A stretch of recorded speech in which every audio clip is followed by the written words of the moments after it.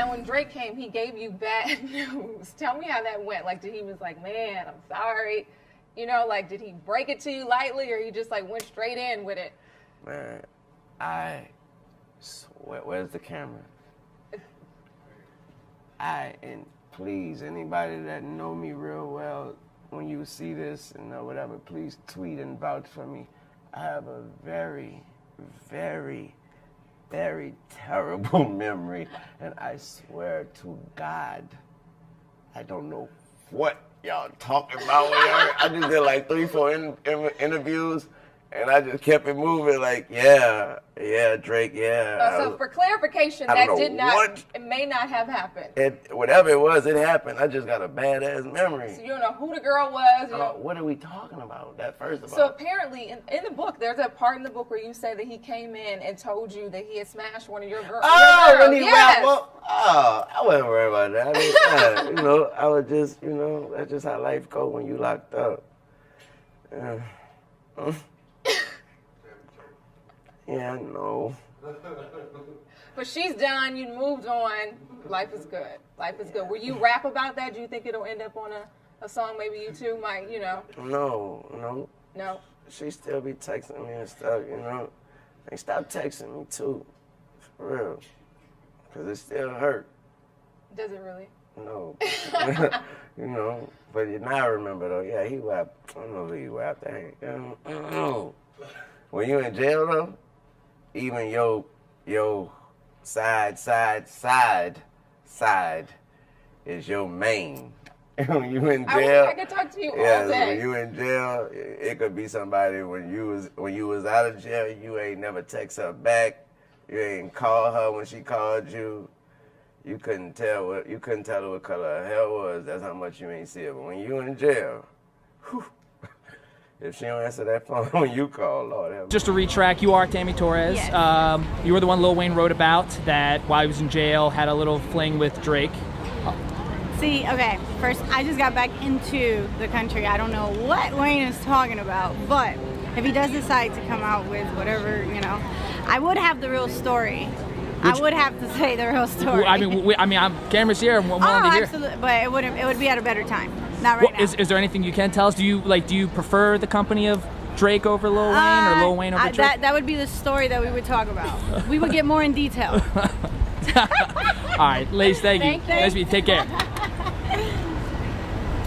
With everything that's going on between Drake and Kendrick Lamar, fans are going into investigative mode trying to uncover more dirt between the two to try and find out who the real winner in this battle really is. And one bar that stood out to some fans was the one where Kendrick threw shots at Drake for having had slept with one of Wayne's girls while he was in jail. The reason why this is relevant is because Kendrick mentioned it on the Not Like Us track by making fun of him for doing such a thing and then going on to get Wayne's face tattooed on his arm shortly after. And as you all know, Lil Wayne founded Drake back in the day, so he's a sort of mentor to Drake. So him doing such a thing has some fans questioning Drake's true nature, especially since so many people in the industry are coming out to say that they have beef with him. I never told Wayne this. That changed my perspective about work ethic. You got the verse in his hand, you see? I'm just not gonna rush it. I respect it too hard. I'm not gonna rush it. Knocked out about 12 verses, and this is feature Wayne at the moment. And these not no motherfucking fly-by-night verses. This is set right there and thought out right in front of your face and smashing them. And he's excited about it. And he's loving music and he loves what he's doing. That gave me a whole nother appreciation. And we took that same intensity and that work ethic and we applied it moving forward. In an old resurfaced interview, Kendrick is talking about how much of an influence Lil Wayne had been to his career, specifically in regards to his work ethic and his genuine love for music. Another resurfaced interview with Lil Wayne has also resurfaced where he's talking about Drake's position in the rap world. Wayne goes on about the type of advice he gave Drake where he told him to stick to his own style and to not try and imitate him. I was the one to tell him, don't change anything. Don't think because you're coming over here by me that you gotta start rapping about the things I rap about. Don't do none of that. Please rap about your little TV show, whatever you want to rap about. How many more black features till you finally feel that you're black enough? Rap about girls, do that. That's what you're good at. I was like, I like Drake with the melodies. I don't like Drake when he act tough. Don't change anything. Don't start singing about killing nobody. Go start singing about the streets. Yeah, talk about what you know. Yeah. Yeah, like keep it Canadian, man. Keep it. Rather do that than let a Canadian nigga make Pac turn in his grave. 50 Cent reacted to Drake's Family Matters on Instagram, praising the Toronto rapper for taking aim at Kendrick Lamar yet again. 50 said in the post, "I told you leave him alone. Now he's spinning on all y'all. Everybody must die." Kendrick is always gonna be a media dog.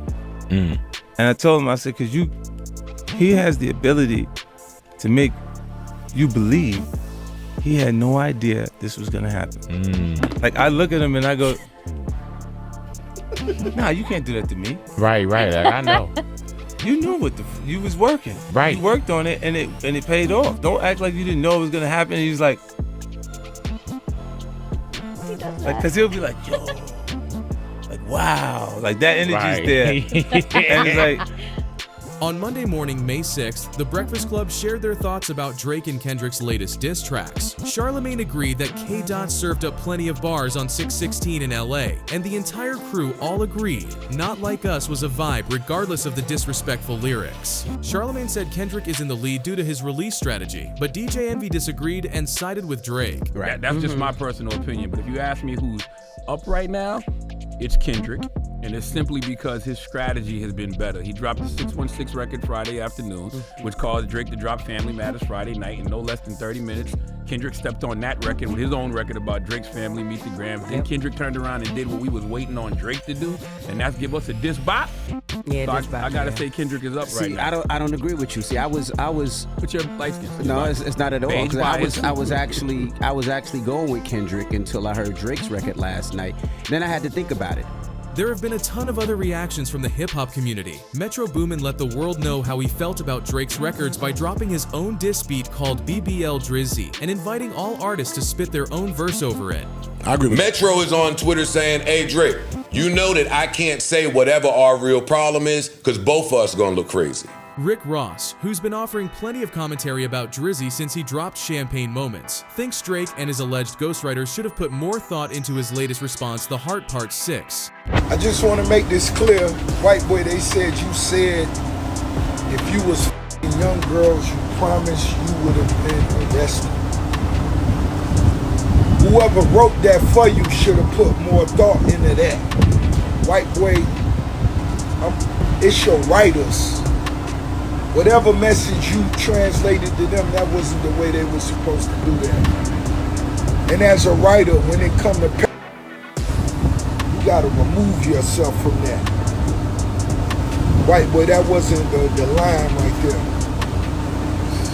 Ice Cube even jumped in to put his 2 cents in. He also explained the differences between rap beef today versus rap beef in the 90s. He went on about how he knows how serious this rap beef is and hopes no one ends up getting killed because of it.